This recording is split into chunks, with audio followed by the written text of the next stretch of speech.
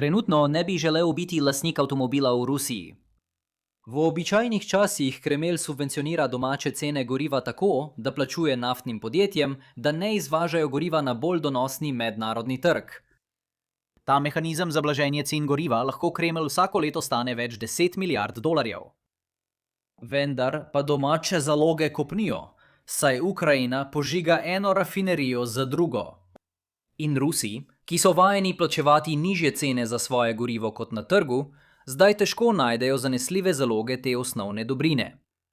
Zaradi tega je Kremelj vse bolj zaskrbljen, da bi lahko notranji nemiri ogrozili načrte za nadaljevanje vojne v Ukrajini. Morda smo še daleč od tega, da bi bilo s Putinom konec, vendar bi morali vsaj bolje razumeti celotno strategijo tukaj. Dejansko je veliko stvari o avtokracijah, ki se zdijo popolnoma nenavadne, če jih gledamo od zunaj. A vendar so energetske subvencije morda na vrhu seznama. Rusija tu ni izjema. Pogoste so v avtokracijah, bogatih z energijo. Včasih zajemajo bencin, kot v ruskem primeru, pogosto pa veljajo tudi za elektriko in zemeljski plin.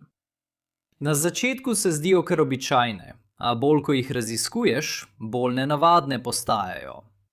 In razumevanje, zakaj te države uvajajo sporno politiko, razkrije, kako zelo izkrivljeni so avtokratski sistemi in zakaj jih demokracije običajno prekašajo. Pravzaprav se morda spomnite, da sem pred kratkim omenil energetske subvencije, ko sem govoril o nezmožnosti Kitajske in Rusije, da bi podpisali sporazum o plinovodu. In kako Peking posebej poskuša izpogajati cene, ki bi bile enake subvencionirani domači ceni, ki jo plačujejo ruski potrošniki. Rekel sem, da so domače subvencionirane cene smešne, in to sem res mislil. Škodujejo državljanom v teh državah, škodujejo vladam, ki jih plačujejo, in, hudiča, celo nam, ki živimo v demokracijah in sploh nismo del te sheme, na nek način škodujejo. In če ostanete z mano do konca, bomo videli, zakaj to predstavlja pomemben problem za Vladimirja Putina pri upravljanju domačega vidika vojnega napora. Poglejmo za trenutek širšo sliko. Samo zato, ker je neka politika absurdna, še ne pomeni, da je razlog, zakaj jo je nekdo uvedel, neumen. Pravzaprav lahko to, kar se tukaj dogaja, še vedno razložimo kot družboslovci. Na prvi pogled se ti subvencije zdijo kot redka zmaga za državljane, ki živijo pod avtokratsko oblastjo. Njihove vlade se drugje ukvarjajo z vsemi vrstami represivnih in izkoriščevalskih politik. Vsaj to je ena svetla točka, ki jo imajo. Če poznate prekletstvo virov, se to skoraj zdi poetično. Države z obsežnimi naravnimi viri imajo ponavadi slabše sisteme vladanja. Vlade brez naravnih virov morajo svoje prebivalstvo obravnavati z določeno mero spoštovanja, če upajo, da bodo od njih kdaj pobrale davke. Nasprotno pa vlade, bogate z naravnimi viri, vedo, da bodo vedno imele na voljo sredstva s podeljevanjem koncesij in prodajo zlata, plina ali česarkoli drugega.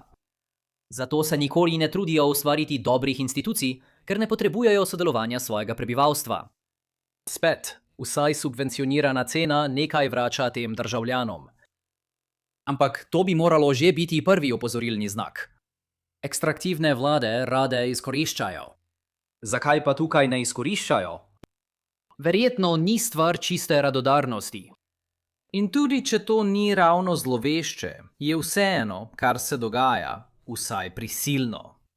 In ko začneš razmišljati o osnovni ekonomiji vsake subvencije, stvari res začnejo iti narobe. Predstavljajte si, da je svetovna tržna cena za liter bencina $1.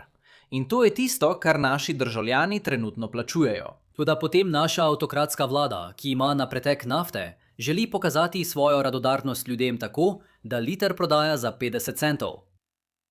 Če bi vsi še naprej porabljali bencin v enaki meri kot prej, to ne bi bilo nič posebnega. Vlada bi plačevala polovico cene, kar bi na koncu pomenilo denarni prenos od vlade k ljudem. Seveda bi se lahko pojavile nekatere pritožbe glede porazdelitve. Glavni upravičenci so na primer ljudje, ki imajo avtomobile. Ampak to je politični spor, o katerem se lahko prepirate med seboj. Nažalost je v igri še en perverzen dejavnik. Ljudje ne bodo nadaljevali z enako porabo bencina kot prej. Prej so porabljali bencin, dokler njihova mejna korist od litra ni bila enaka $1. Ko se jim cena zniža na 50 centov, bodo skupaj povečali porabo, dokler ne bo njihova mejna korist od litra padla na isto mejo 50 centov. Naj vam navedem nekaj primerov absurdnih stvari, ki lahko nastanejo zaradi teh subvencij. Kaj pa Venezuela, kjer je vlada določila cene elektrike približno 50-krat nižje kot v primerljivih latinskoameriških državah? Ker je bolivar doživljal hiperinflacijo, je bilo veliko povpraševanja po trdni valuti, ki bi ohranila svojo vrednost. Kaj bi storil v takšni situaciji? Če ste rekli, izkoristite skoraj brezplačno elektriko za rudarjenje bitcoina, potem čestitam, ste zmagovalec. Vaša nagrada? Izpadi elektrike po vsej državi, ker omrežje ne prenese obremenitve. Ali pa Iran, kjer lahko dobite bencin za samo 3 cente na liter. Mnogi med vami ne boste našli uporabe za količino, ki jo lahko kupite po tej ceni, kaj šele za dodatne litre, ki bi jih lahko kupili po še vedno močno subvencionirani ceni. Naj predlagam, da nekaj bencina naložite na majhen čoln in ga pretihotapite čez zaliv, kjer ga lahko prodate po ceni, ki je bližje svetovni tržni ceni. Mimogrede, to je ena od težav, ki se bodo pojavile, ko boste poskušali spremljati tankerje skozi Hormuško ožino. Želite streljati na majhne čolne, ki bi lahko ogrožali tanker, vendar nočete ubiti povprečnega Iranca, ki samo poskuša pretihotapiti nafto iz države. Za zadnji primer, kaj pa Turkmenistan pred letom 2019? Brezplačen zemeljski plin za vse. Super, ampak to je povzročilo rek, da Turkmen ne ugasne svojega štedilnika, ker bo potem moral plačati za vžigalice. Zato sem moral dodati opombo pred letom 2019, ker ta politika zagotovo ni bila vzdržna. Skupna točka v vseh teh primerih in pri vsakem poskusu uvedbe subvencije je, da subvencije vodijo do nečesa, kar ekonomisti imenujejo izguba mrtve teže. Primer bencina na črnem trgu je najlažji način za ponazoritev problema. Predstavljajmo si, da vam vlada dodeli kvoto 10 litrov bencina na mesec po subvencionirani ceni $0 in $0. Potrebujete jih le 6, tako da vam ostanejo 4 litri viška. No, poznate nekoga, ki si pravi Boris z črnega trga? Vaše odvečne litre bo kupil za 50 centov na kos, z namenom, da jih poskusite prodati v sosednji državi, pri čemer tvegate veliko osebno nevarnost. Torej prenesete te odvečne litre in zaslužite $2. Po vašem mnenju ni slab mesec. Vendar pa poglejte na to z perspektive vlade. Dalo vam je 10 litrov bencina za stonj. Kaj pa, če bi ukinila vse subvencije in prodajala te litre po tržni ceni $1 vsem kupcem, domačim in tujim? Če bi to storila, bi lahko prinesla $10 prihodka. Seveda bi vas ta nova politika lahko razburila, ker vlada krade iz narodnih rezerv. Torej, da bi preprečila revolucijo, vam vlada preprosto izroči $9 kot vaš delež. V redu, kako bi se morali glede tega počutiti? Pravzaprav kar dobro. Še vedno lahko na prostem trgu kupite bencin za $1 na liter. Potrebovali ste tistih začetnih 6 litrov bencina, zato plačate $6, da jih kupite. Toda na to prenehate s $3, ki vam še ostanejo.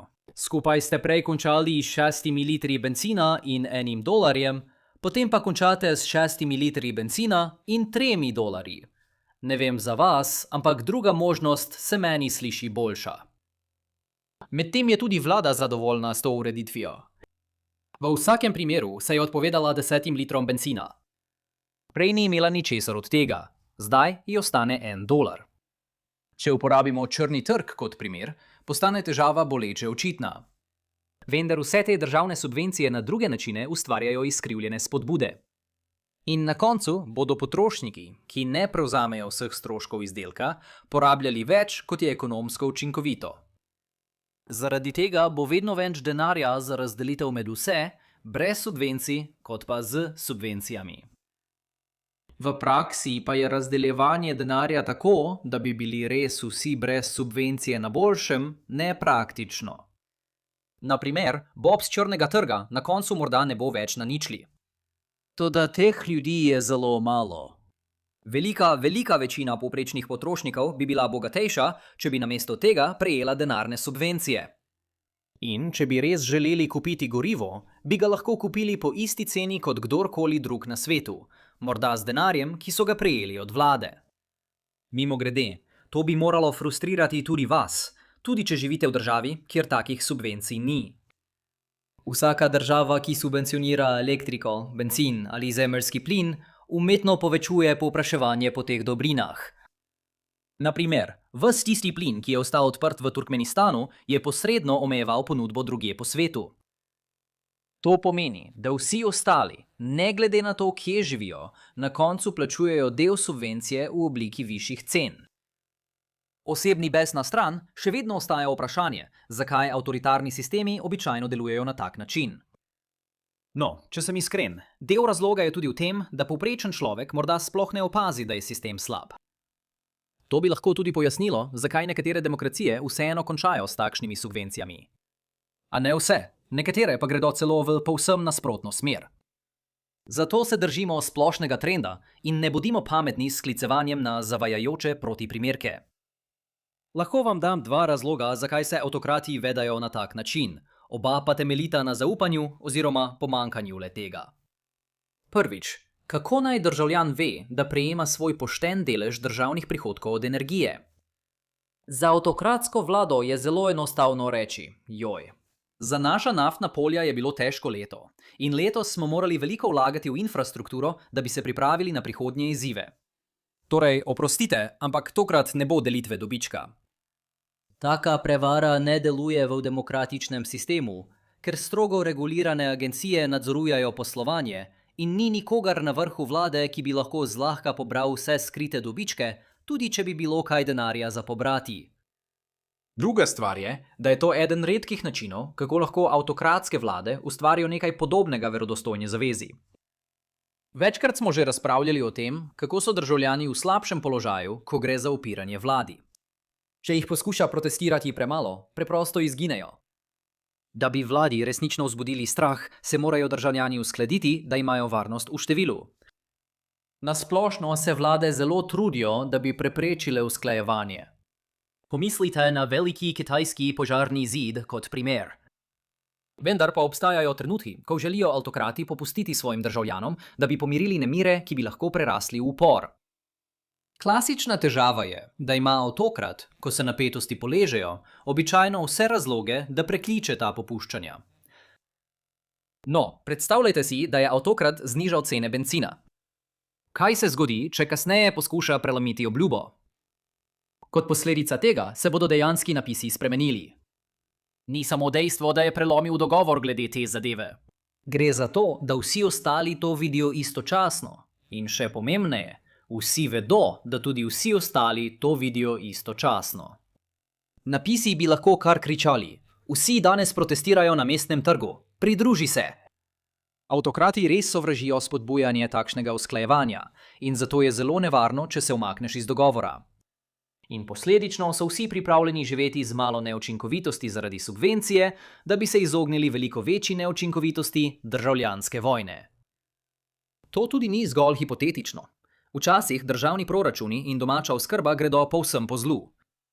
Vsak razumen ekonomist bi predlagal, da so za finančno stabilnost države potrebne resne spremembe.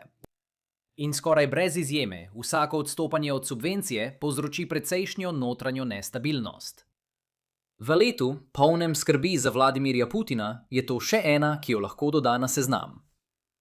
Desetletja so Rusi svoje vsakdanje življenje prilagajali subvencioniranim cenam goriva in pričakovali, da bo zaloga obilna.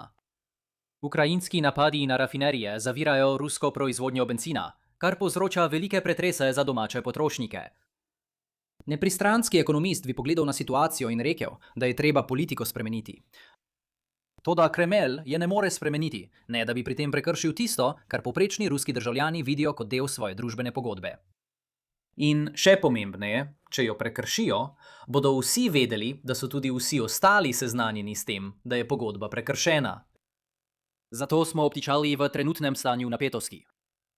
Torej, naslednjič, ko slišite, da avtokrat ponuja energetsko subvencijo, ne mislite, da to počne iz radodarnosti. Pomislite, da to počne zaradi nezaupanja.